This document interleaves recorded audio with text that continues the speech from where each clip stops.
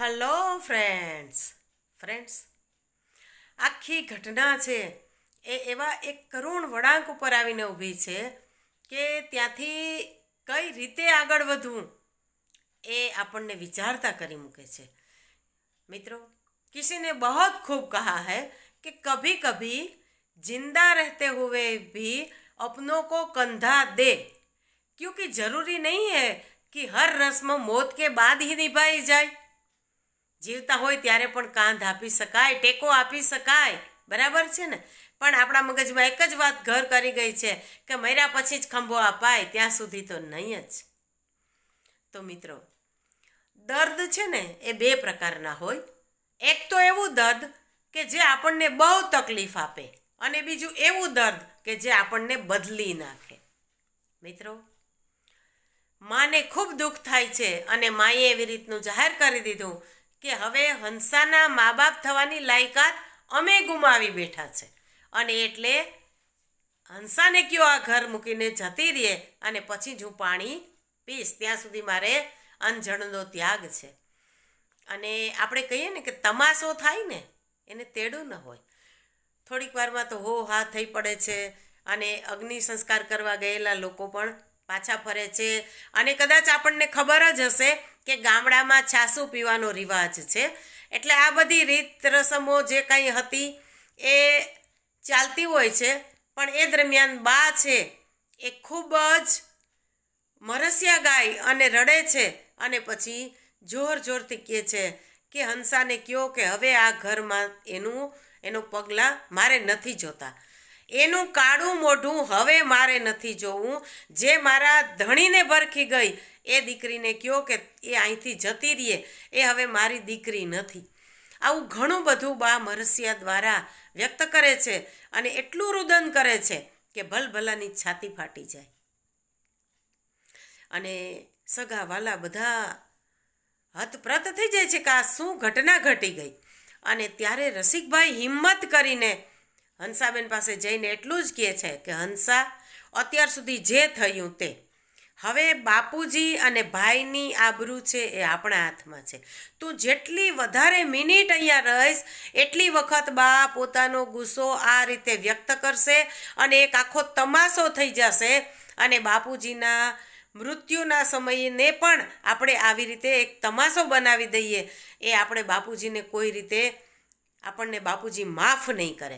માટે શક્ય એટલી જલ્દી આપણે અહીંયાથી નીકળી જઈએ જેથી કરીને આ ઘરની પરિસ્થિતિ થાળે પડી જાય અને આ જે તમાશો ઊભો થયો છે એ તમાશો છે એ શાંત થઈ જાય। અને એક પણ શબ્દ બોલ્યા વગર હંસાબેન ઊભા થઈ જાય છે, એમના સાસુ પણ ઊભા થઈ જાય છે અને ફટાફટ એ લોકો નીકળી જાય છે ત્યાંથી। અને પછી તો જે કાંઈ રીત રિવાજ હતા એ પ્રમાણે બધું ચાલે છે મિત્રો। પણ ઘરે આવ્યા પછી હંસાબેન એકદમ બે બાકડા થઈ અને માથા પછાડે છે અને ખૂબ રડે છે। ત્યારે રસિકભાઈ કહે છે કે હવે શું થાય, હવે જે થયું તે હવે તું તારી જાતને દોષિત ન ગણ। ત્યારે હંસાબેન રડતા રડતા કહે છે કે તમે આ જ દિવસ સુધી મને ખૂબ વાળી, ખૂબ સમજાવી, પણ દરેક વખતે મેં મારી જીદ છે એને પોષવાનો પ્રયત્ન કર્યો અને આજે આ દિવસ આવીને ઊભો રહ્યો અને આજે તમારી વાત માનવાથી મને એમ થયું કે તમે મારી એકની ચિંતા નથી કરતા પણ મારા પિયર પક્ષની પણ ચિંતા કરો છો, એની આબરૂની પણ તમને એટલી જ ચિંતા છે। કાશ મેં જો પહેલાંથી તમને ઓળખી લીધા હોત અને પહેલાંથી જ તમારી વાત માની લીધી હોત તો કદાચ આજે આવો દિવસ મારે ન જોવો પડ્યો હોત।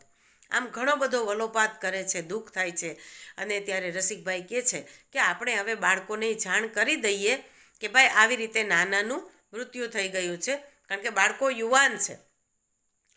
આ બધી વાતોચીતો ચાલે છે ત્યાં સાંજક વેરાનો ફોન આવે છે રસિકભાઈને અને એમના શાળા એવું કહે છે કે મહારાજ, બા એવું કેવડાવે છે કે તમે અને બાળકો આવતીકાલે આવી જાઓ, કારણ કે બાપુજીને આપણે ખૂબ સારી રીતે ઉજવવા છે અને એ ઉજવણામાં બધા જ ખાઈ પીએ, પણ જો અમારા જ ભાણેજડાવ અને અમારો જમાઈ રહી જાય તો એ અમને સારું ન લાગે, બાપુજીને ન પહોંચે।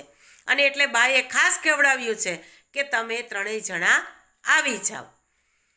હવે આ વાત છે એ કઈ રીતે હંસાબેનને કરવી, પણ છતાં રસિકભાઈ હિંમત કરીને કહે છે કે હંસા આવી રીતના ફોન આવ્યો છે તારા ભાઈનો, પણ મારી તો ઈચ્છા નથી આવી રીતે તને મૂકીને જવાની, બાળકોને લઈ જવાની. ત્યારે હંસાબેન તરત જ એકદમ આમ થોડાક હિંમતમાં આવીને કહે છે કે ના ના તમે જાઓ, તમે પણ જાઓ અને બાળકોને પણ અત્યારે સમાચાર મોકલી દો કે અહીંયા આવી જાય સવારે, અહીંથી તમારી સાથે જ આવે. ભલે ને હું ન હોય તો કાંઈ વાંધો નહીં, હું મારું ફળ ભોગવું છું ને, કર્મ મેં કર્યું છે તો સજાઈ મને મળે ને. મિત્રો આપણે કહીએ ને કે વાપરેલું કે વેડફેલું છે ને એ ક્યારેય પાછું નથી મળતું, પણ જે વાવેલું હોય ને એ પાછું મળે. પણ હવે વાવ્યું છે શું એ આપણે જોવું પડે, અનેક ગણું થઈને પાછું મળે. જો સત્કર્મ વાવ્યા હોય તો અનેક ગણું એનું પરિણામ પાછું મળે, પણ જો આવા કુકર્મો વાવ્યા હોય તો એનું પણ ફળ અનેક ગણું મળે. એટલે હંસાબેને કહ્યું કે આ તો મારા કરેલાની સજા હું ભોગવું છું, પણ તમે બાળકોને લઈને આવતીકાલે જાવ જ. અને આ રીતે નક્કી કરી અને બાળકોને પણ સમાચાર મોકલી દેવામાં આવે છે. મિત્રો હવે રસિકભાઈ અને બાળકો છે એને આપણે આવતીકાલે પહોંચાડશું ત્યાં.